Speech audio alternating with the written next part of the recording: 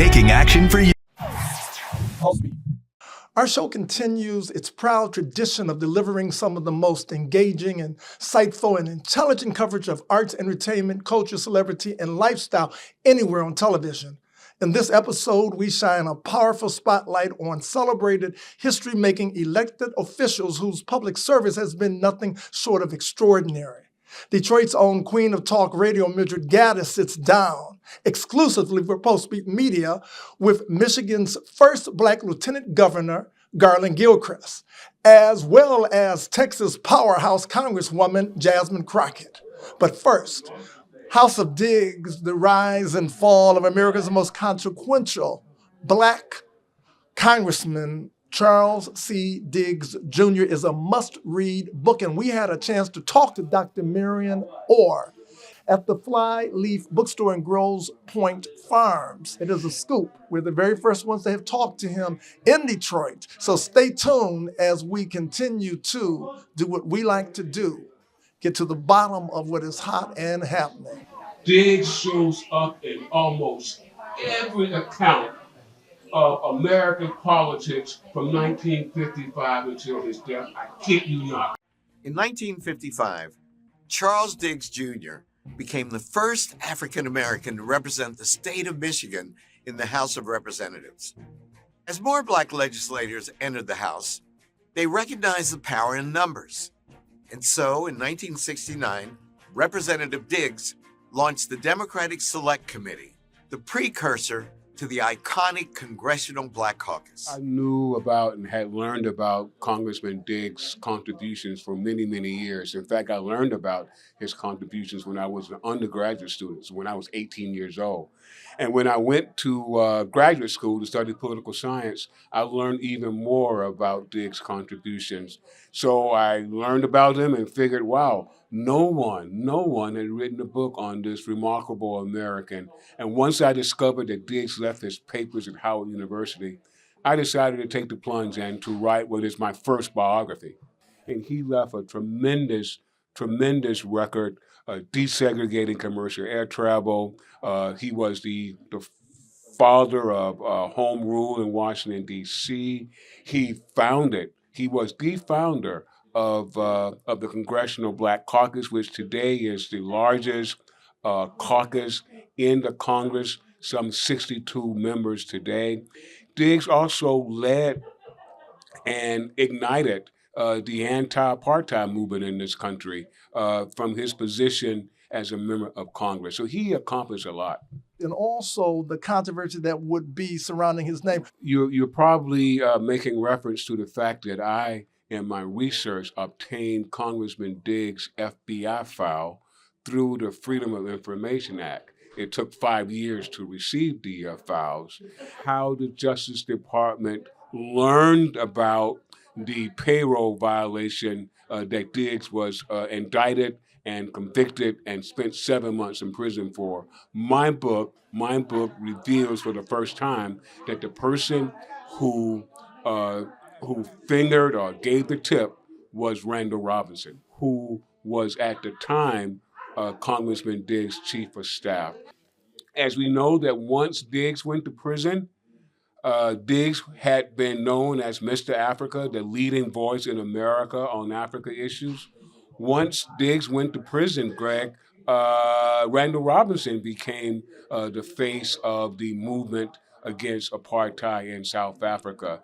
Now, whether or not he thought about that when he made the phone call and informed the Justice Department of what Diggs had done, I'm not at all certain because, again, he refused to talk to me. The making of Charles Diggs Jr., the background is very fascinating, and I want to talk about his relationship before Washington being his father's son, Charles Diggs Sr. The Diggs, his parents moved here and they formed this funeral home, and it became a prosperous business entity. In fact, it became one of the largest mortuaries in the country. His father parlayed the success of the funeral home into public service. The father would run for office in 1936. Charles Diggs Sr. was a pioneering business leader and civic leader, and he did a lot of things good for Detroit and for Michigan. Diggs Jr. would eventually succeed his father in the state senate and then run for Congress. As the daughter-in-law of Charles Diggs Jr., I think he would want us to remember that persistence and resilience matters, right? These changes come over many, many years, and it may seem as if things might be rolling back to some extent, but we have time on our side. And so perseverance, diligence, persistence, resilience, that is what we need to be doing during these times, and we'll continue to move forward. And so he today would be a strong voice pushing back on what Donald Trump and the Republicans in Congress are trying to do. He would be very, very angry and pushing back on this whole notion of allowing white South Africans to be refugees here in this country. So Diggs, being a strong race man and being one who is persistent, will be standing strong, pushing back on many of the things that Donald Trump and the Republicans are trying to do. The House of Diggs, a fascinating book by Dr. Marion Orr, is a book that we're recommending concerning the life of a congressperson out of Detroit that is so often not discussed. His life is often devalued, but his contribution certainly is of great value as a political force in the history of American politics. Stay tuned as we continue this political journey on Pulsebeat with Greg Dunmore. Pulsebeat. Attention timeshare owners. We're offering you a way to legally get rid of your timeshare. So call right now to qualify and receive a free consultation. You can terminate your timeshare legally and permanently. Call the number on your screen today. Everybody wants cheap airfare, but where do you find it? You call low-cost airlines. That's right, call. That's the only way to get these rates. Experts are standing by 24/7 to get you the cheapest airfare and hotel rates available. It is undeniable that the influence of the late great Congressman Charles C. Diggs Jr. still is something which has an influence on what is happening today. Mildred Gaddis sits down and talks to Michigan's first Black Lieutenant Governor, Garlin Gilchrist, and she continues her conversation with that Dallas powerhouse Congresswoman, Jasmine Crockett. Believe in an opportunity that supposedly only exists in America. I am here to tell you that I need you to dig deep. I am here to tell you that you need to do the things that you've never done before.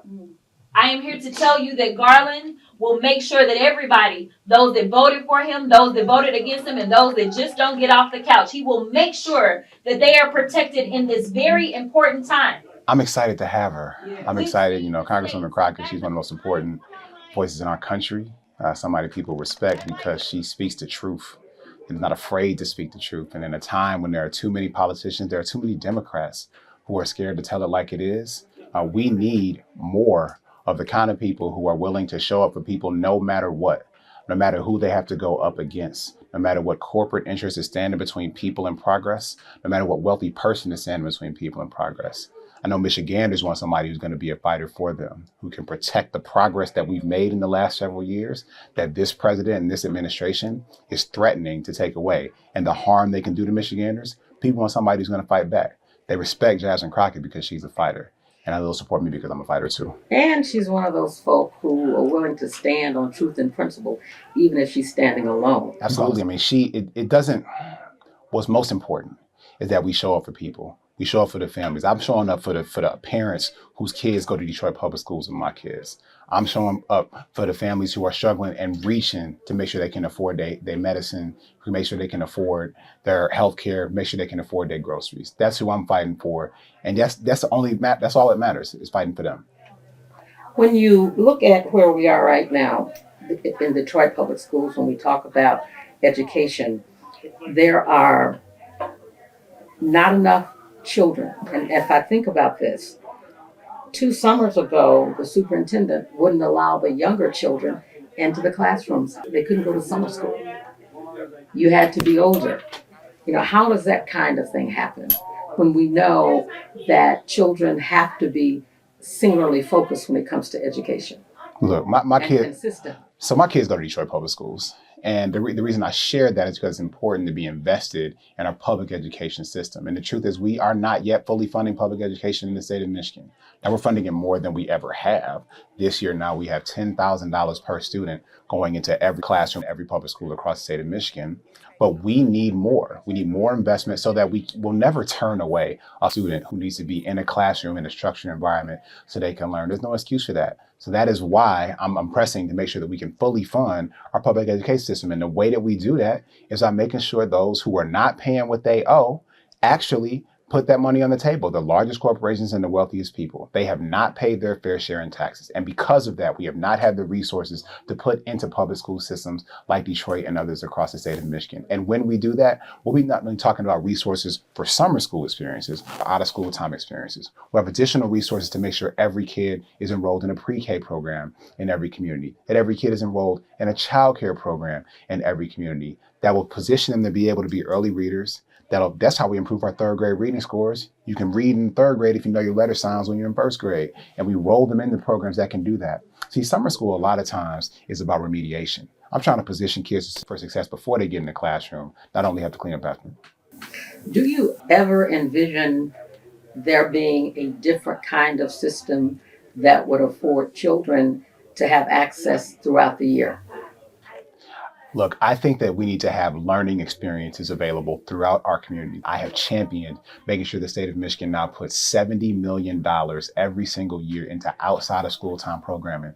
I'm a product of that. All the basketball camps, the DAPSEP programs. That's how I got exposed to engineering that inspired me to go to the University of Michigan and get 2 engineering degrees. Every student in every community, regardless of how much money their parents have in their pocket, deserves to have a learning experience. Now, whether that is inside a school building is less important to me than making sure that they're structured, high quality experiences that are available to people to meet them where they are. They can be extracurricular, they can be academic, they can be social, and we can support these providers, these creative people in our communities who are creating these learning experiences. But that is what we need to focus on, making sure that it happens and it's possible.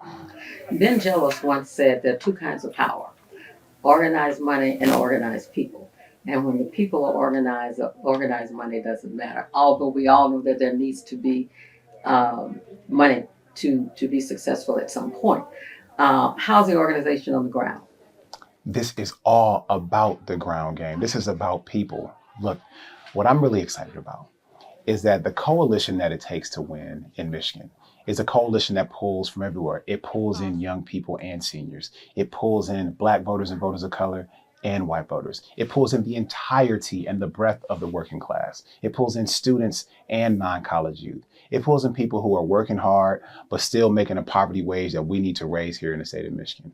That's the coalition that is supporting me in my campaign for governor. Why? Because they know that I'm the person who actually comes from their community. I don't spend my time trying to figure out how many millionaires I can cozy up to and billionaires I can cozy up to, and corporations I can take a phone call from at the negotiating table when we're trying to determine public policy. They know that I spend time with them. I've been in all 83 counties of Michigan at least 3 times talking to people about the things that matter to them. And so when I talk about affordable housing and how we need to increase it, when I talk about the fact we need to guarantee childcare, that is something that families of all stripes are excited about. And that is what they will organize around. And they know that they need to have confidence in a leader who will stand up to Trump, who will stand up to his imitators in Michigan, and who knows they can get things done. And this system that's been rigged against them, they need them to engineer that'll fix it for them. And that's what I'm going to do. Michigan's first Black lieutenant governor, Garlin Gilchrist, is history in the making. And now Mildred Gaddis talks to that Texas powerhouse, Dallas's Congresswoman Jasmine Crockett. Stay tuned. Pulsebeat. All aboard! There's a new way to travel, and it's one of the oldest forms of transportation, travel by train. Yes, consider traveling around the United States on Amtrak. Traveling by train is a lot less of a headache than taking a plane, and you'd be surprised how many places you can go on an Amtrak, and there's no passports or IDs needed. Find out how to get where you're going as soon as tomorrow by train. Call the Amtrak Travel Hotline right now. We'll book your trip and email your tickets within minutes. Skip the drive to the airport and skip the lines. Call right now to book your Amtrak reservations. We service most of the United States. Do something new. Travel by Amtrak today. Find out how to get where you're going as soon as tomorrow by train. Call the Amtrak Travel Hotline right now. Call 855-827-5004. That's 855-827-5004. Again, 855-827-5004. Pulsebeat. All right. First of all, thank you so much Absolutely. For giving us this time. Before we get into the deep stuff, I just got to ask you, if you mention your name anywhere you go in this country, people are loving you all across, all demographics, seniors, that 25, 54, and you know what's happening below the 25. They're just crazy about Jasmine Crockett. Do you feel it? Do you see it? And what do you attribute that to? I do. I do see it. I do feel it. It is one of the reasons we're evaluating whether or not I can do some interesting things in Texas at this moment, because we don't have data that supports whether or not what I feel is actually accurate. I attribute it to walking in God's purpose on my life. I believe that when you walk in his purpose, there are doors that only he can open. And I never, ever, for one day in my life, thought I was going to be a politician. I still wake up sometimes and I ask God, are you serious? Like, is this what we're doing? Right? But when that anointing is on you, and I do believe that, I do believe, as I talk to so many people and they say things like, you are called for such a time as this. I never would have imagined that our country would be where it is.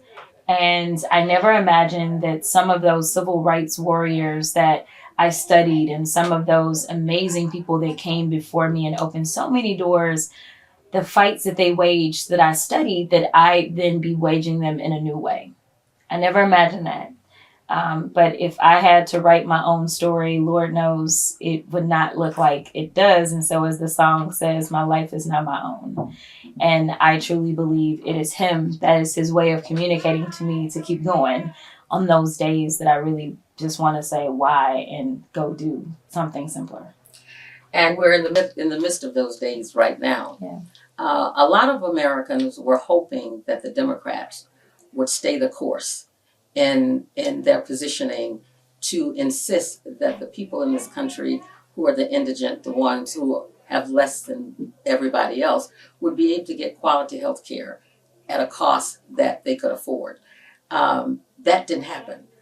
Some Democrats folded a few days ago. What's your response to that? Yeah, so here's the deal. November 4th, we had an amazing day. In New Jersey, Democratic Congressmember Mikey Sherrill won the governor's race, defeating Jack Ciattarelli. In Virginia, Democrats reclaimed full control of the state's executive branch as Abigail Spanberger flipped the governorship, becoming Virginia's first female governor. Virginia voters also chose Ghazala Hashmi to be Virginia's lieutenant governor, making her the first Muslim woman elected to statewide office anywhere in the United States. Meanwhile, Democrat Jay Jones defeated Virginia's incumbent Republican Attorney General. It was the injection that we needed. Specifically within the Democratic Party, those that were wondering whether or not our democracy was going to completely crumble, they showed up and said, no, we the people still have the power. And so that's why you saw what happened in Georgia with them flipping 2 statewide seats. That's why we saw, even down in Mississippi, them getting rid of the supermajority in the Senate. We saw the overwhelming win in Virginia, not just flipping the gubernatorial's mansion, but also we saw that they now have a supermajority in the House. We saw the win in New Jersey when they said it was about a 1-point race, and it ended up being a double-digit race for that gubernatorial position. We know that in Pennsylvania, they rejected this idea of getting rid of their judges so that ultimately, if somebody tries to challenge the election in a few years, as they are proposing some random third term, We know that we have judges that will stand by the law in Pennsylvania as they retain their judges. And obviously we saw what happened in California with Prop 50. And so I look at those wins and I think the people did their part. But the people that are in power, they failed those very people that showed up. And I want people to put this into perspective, though. You had 8 Senate Democrats. You had over 30-something Senate Democrats that didn't fold. When you look at the House, you had probably right at 200 House Democrats that didn't fold. You had 6 that did. So I don't want us to throw out the baby with the bathwater. I want us to keep that same energy, but we now have to recognize that not every Democrat is built the same. We have to have the right Democrats for this moment in position. So I don't want people to lose hope. I want them to look at that and recognize, you know what? Some people are just not ready for prime time, and that's okay.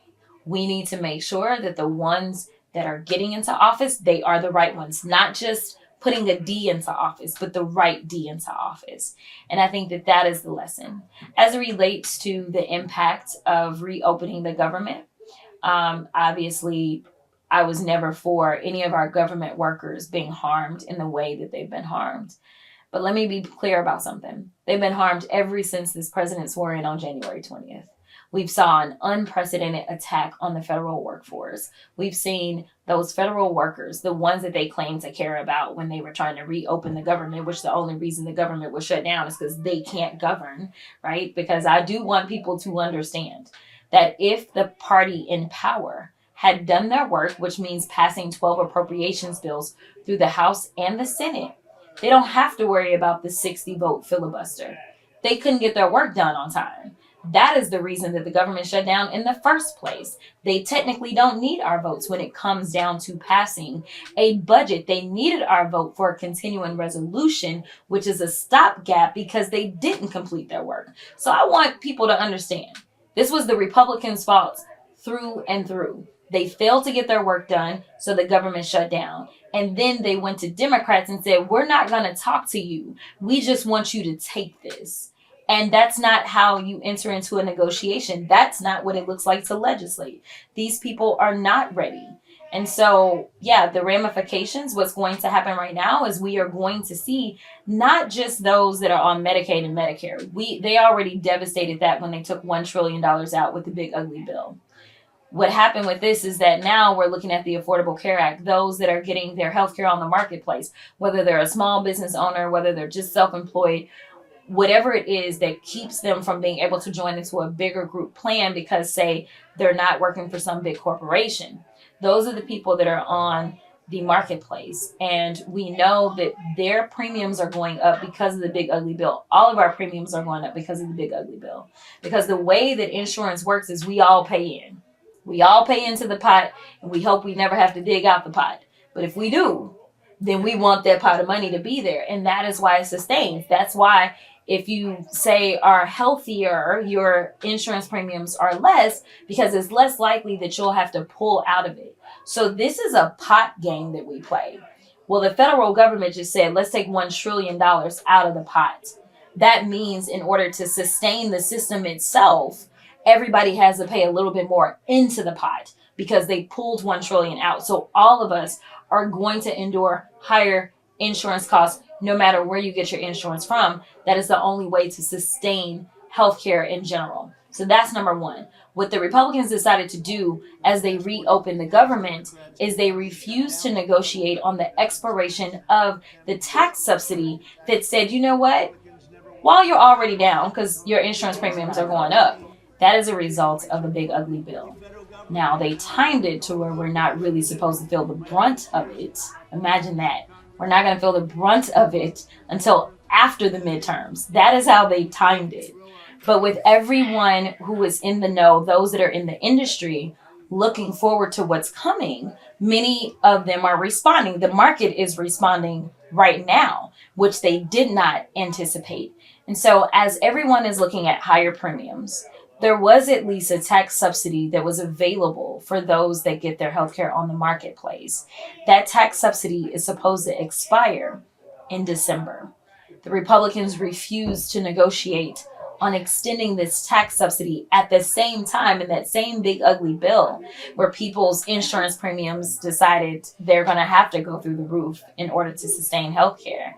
They decided that what they would do is give a permanent tax break to the top 1%ers. Permanent.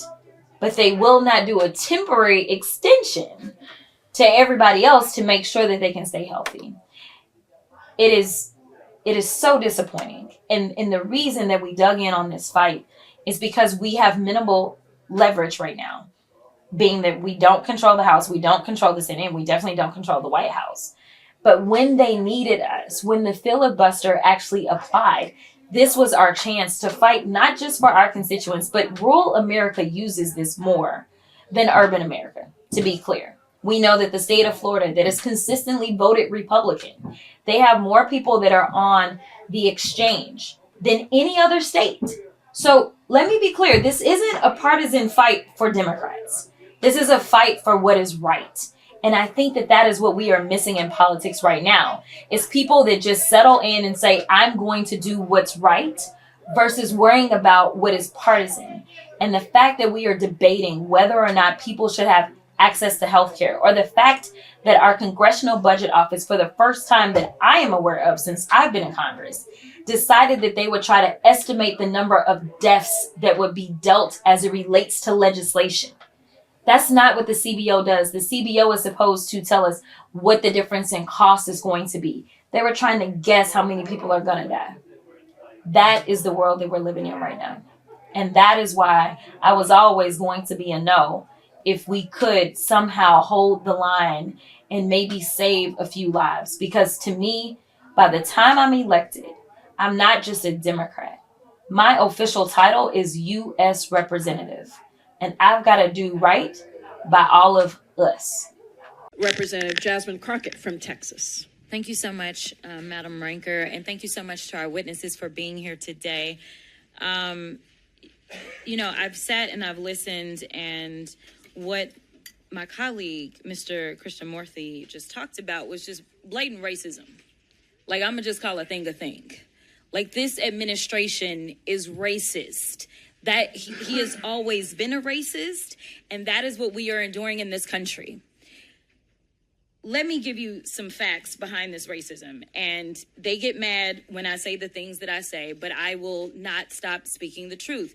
Number one, I said that what we were experiencing in this country felt like what I would imagine slave patrols to look like.